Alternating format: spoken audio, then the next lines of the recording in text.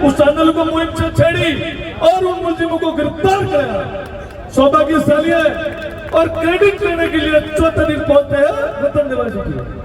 मैं एक सिंगल व्यक्ति को पूछना चाहूंगा, रतन देवासी जी हमारे नेता लाल सिंह के खिलाफ बोलने वाले नेताओं को मैं कहना चाहूंगा, यदि इस तरह के धूप में आप संघर्ष करके बता दीजिए, हम लाल सिंह जी को नेता मानना बंद कर देंगे। हम रतन देवासी को मानने के लिए तैयार है। इस बात में जब विपक्ष में बात करनी चाहिए, आपके जितने भी अभ्यावर से एमएलए हो, चाहे जयतरण से हो, कोई भी यहाँ से विधायक हो, चाहे कांग्रेस से चाहे बीजेपी से हो, आप लोगों का अधिकार है, उनको सवाल पूछिए। हमारी समाज सड़कों पर संघर्ष कर रही है, आज आपके सामने इतिहास आपको भीख मांग रही है, किस बात की मजा नहीं हो तो आप लोगों को बताओ।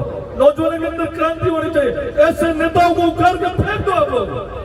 लक्ष्मणनाथ जी को जिता दे चित्तौड़गढ़ के अंदर। यदि आप लोग संघर्ष करते हैं, आपने संघर्ष में कोई कमी पेशी नहीं रखी। ऐसे साधु संत आपके इनको कहाँ जरूरत है? समझ चुनाव लड़ने की जरूरत नहीं है ना, लेकिन समाज अंदर की ठोकरें खाकर दूसरे नेताओं के सामने भीख मांगे।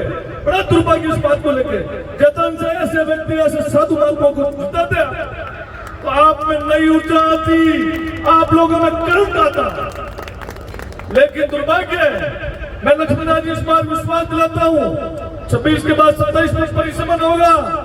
आप तो लाल सिंह जी को तो एक विधानसभा की आवश्यकता है, रतननाथ जी को एक विधानसभा की आवश्यकता है, लक्ष्मणनाथ जी को एक विधानसभा की आवश्यकता है। पूरे राजस्थान में संघर्ष करने की व्यक्तियों की जरूरत नहीं है। एक व्यक्ति बता दो, कोई राजस्थान में कोई संघर्ष करा बता दो। इस बात में हनुमान बेनीवाल एमपी है, लेकिन आज जाट समाज के बहुल्य नेता है।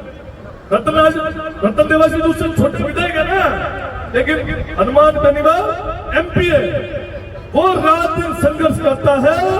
मैं रतन देवासी जी को कहना चाहूंगा, यदि आप कुछ संघर्ष में कमी छोड़ रहे हो, वो तो लोकसभा दिल्ली के अंदर बैठता है, आप विधानसभा जयपुर के अंदर बैठते हो, कुछ सवाल नहीं उठाना।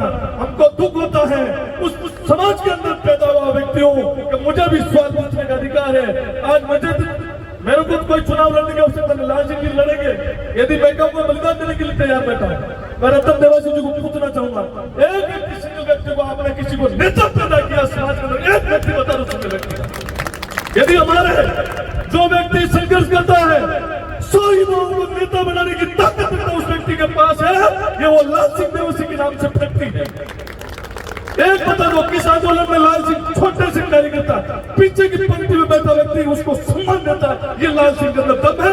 इसमें धन्यवाद देना चाहूंगा, इस मां को धन्यवाद देना, ऐसे सूरवीर बेटे को पैदा किया आप लोगों ने। मैं रतननाथ जी अपने रतन देवासी जी मेरे लिए कोई बुरे व्यक्ति, समाज का बेटा है, लेकिन संघर्ष तो पूछूंगा। जो आप विधायक हो, हम तो कुछ भी नहीं है, हम तो एक समाज के छोटे से कार्यकर्ता है, समाज का बेटा हूँ, फिर भी लड़ रहा हूँ। मैं फिर से कह रहा हूँ, मैं उस कस्बे से आता हूँ, मेरे माता पिता किसान के वर्ग में काम करता है, लेकिन मैं 36 कौम के भाइयों की सहयोग से बदौलत आज 20 गाड़ी आती है, मेरे साथ 50 गाड़ी आती है, वो 36 कौम के भाइयों के सहयोग सारा पाना सर। ओम सिंह कोई सिंगल पैसे में से खर्च करता है, ये सारे मेरे भाइयों की बदौलत इस गाड़ियों में, लग्जरी गाड़ियों में घूम रहा हूँ। ये भाइयों की बदौलत मैंजर गुजर है जो अजमेर जिले में लगता है, लेकिन इस भाई की मन में पीड़ा थी कि ओम सिंह रबारी के साथ चलूं, दिवस समाज के हक और अधिकार की बात होगी कि मेरे भी जीते जीते प्राण त्यागना पड़ा। इस रबारी और डी कौम के लिए त्याग के बलिदान दिया कि पहले तो दूसरों ने बलिदान दिया था, लेकिन आज डी समुदाय के प्रत्येक व्यक्ति के अंदर एनर्जी और ताकत होना चाहिए।